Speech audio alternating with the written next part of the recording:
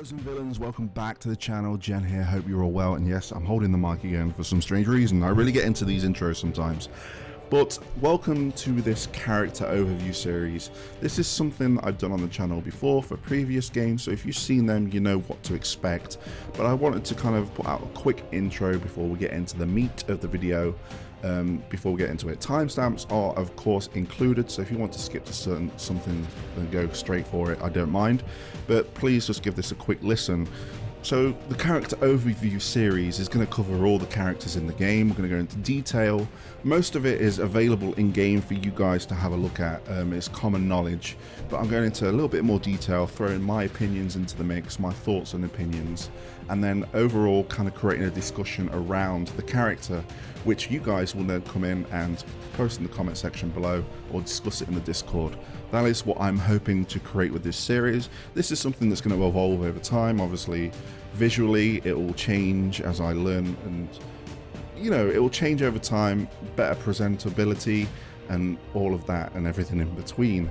But this is something that I do take a lot of time in investing into to present to you guys, and I really hope you enjoy it, and I hope you guys can get involved, and that's about it. This one's about Catwoman, so let's go straight into the video.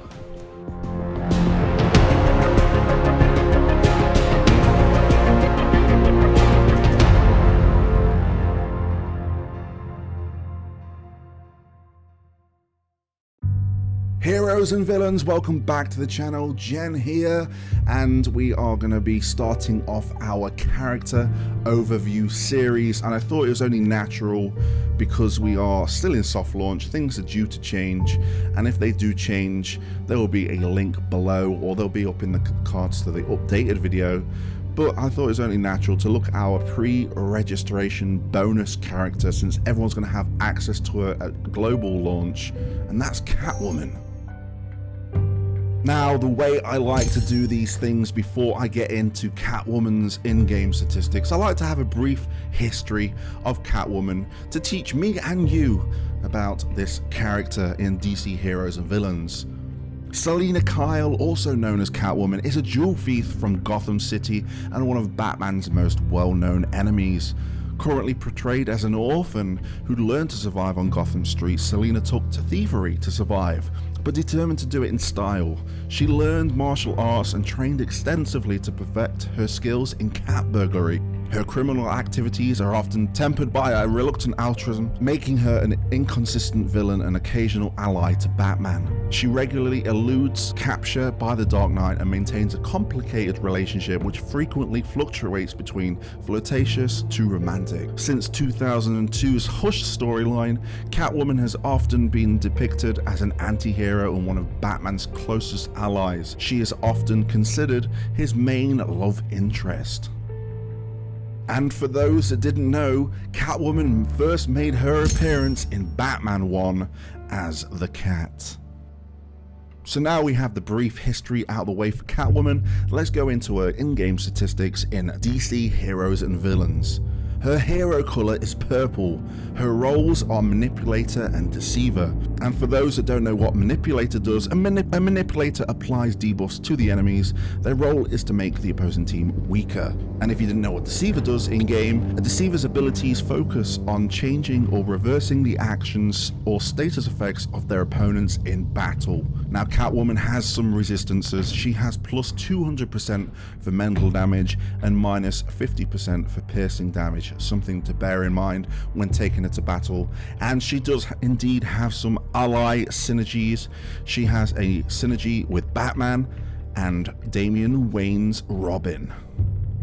Now, these synergies for both of these characters are very similar. They will trigger once their synergies are activated at the same time, and essentially Catwoman will transfer all debuffs from Batman or Robin, or both, to a random enemy. Now let's move on to Catwoman's skills in game. Just note that these are all based on these skills being maxed, so if these don't match up with the numbers that you have in game, that is why. Catwoman's melee skill is Piercing Claws. This will attack a single target, dealing 200% piercing damage.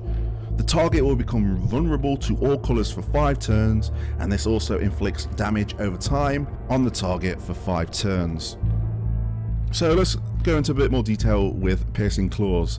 This just seems like a standard melee attack, but it does have some powerful hit to it. It has that piercing damage, so if you're going against someone that's weak against piercing damage, that will only increase the numbers. The fact that the target becomes vulnerable to all colours for 5 turns is definitely a great opportunity to have a bit of a barrage of attacks on that enemy to try and take them out as soon as possible, because all colours will be effective against that enemy, and you can't go wrong for a bit of damage over time for 5 turns, so that health is going to get chipped away ever so slowly. So I feel like this is going to be a great attack for like a big kind of boss or a strong character whenever you're going through the waves, or even a raid boss, and then throw in all of your colour attacks while those turns are up for vulnerable. Moving on to her range skill is Crack of the Whip.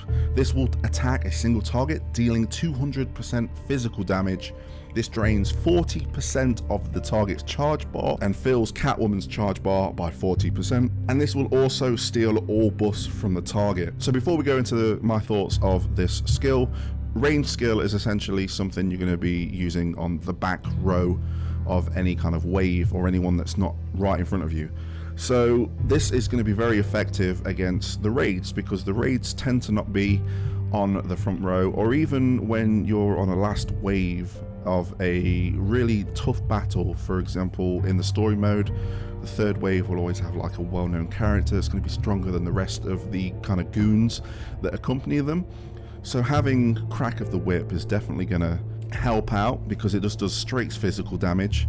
So if they're weak against physical damage, even better. The fact that it drains the charge bar and fills up Catwoman's charge bar is great, because you're nearly halfway there to use a skill once again. And if you're going against an enemy that has quite a beastly skill themselves, you're preventing them from using it because you're draining that charge bar. And stealing all buffs from the target, that's something you can't go wrong with, because sometimes you're going against some characters that are putting up loads and loads of buffs. So if you can steal all of those, they have them no longer, but you have them, and you can definitely use that to your advantage. Last but not least, her passive skill is Feline Dexterity.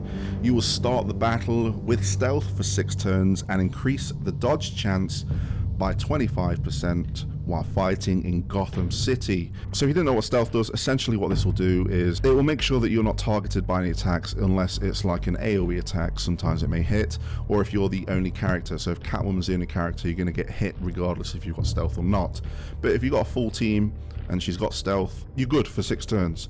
And the dodge chance increased by 25% when in Gotham City is very welcome, because you're going to be starting off in Gotham City. If this is a character that you're going to unlock straight off the bat, having that dodge chance going through Gotham City is going to work to your advantage. So looking at the skills as a whole, she definitely is kind of manipulating all of the kind of buffs and debuffs across the board. The fact that she can steal buffs with a range skill, and she can inflict debuffs with her melee, the vulnerable to all colours, is definitely something you want to kind of use when needed, as long as they're in the front row, of course. And the fact that she kind of starts the battle off with stealth keeps her around for longer. So even if she is one of your weaker characters, she isn't going to get hit, so you don't have to worry about that. And dodge chance 25% is definitely going to help you out through Gotham City. Mix that with the fact if you have Batman or Robin in your team and you're throwing debuffs from them over to the enemies, you really can kind of change the tide of the battle in an instant. Now, you're probably asking, Jen, would you use Catwoman? I use Catwoman quite often. I do like her synergy with Batman. I have Batman at the moment, and it works really well, especially when I'm doing like the Gotham Choice missions. It really helps. I like to use Nightwing as well, and he is a very dodge chance focused character. So mixing it with the dodge chance that you get from fighting in Gotham City, Catwoman's gonna not get hit as often as you would think. So in my mind, looking at Catwoman, I think it's definitely someone you want to stick with your team. You don't want to fodder her off as you progress through the game. You want to keep her strong. You want to keep leveling her up and keep her with you as you progress in the game, because in my mind, she has not faltered me any way so far. So there you have it, everything you need to know about Catwoman. Again, she is very focused on the buffs and debuffs being distributed between you and the enemies, and the fact that she can't get hit as often as other characters is definitely going to keep her around for longer, which is going to help you out in the long run. And if you keep using that range skill, you're going to keep on filling your charge bar to use the skill once again more frequently. Please let me know your thoughts of Catwoman in the comment section below.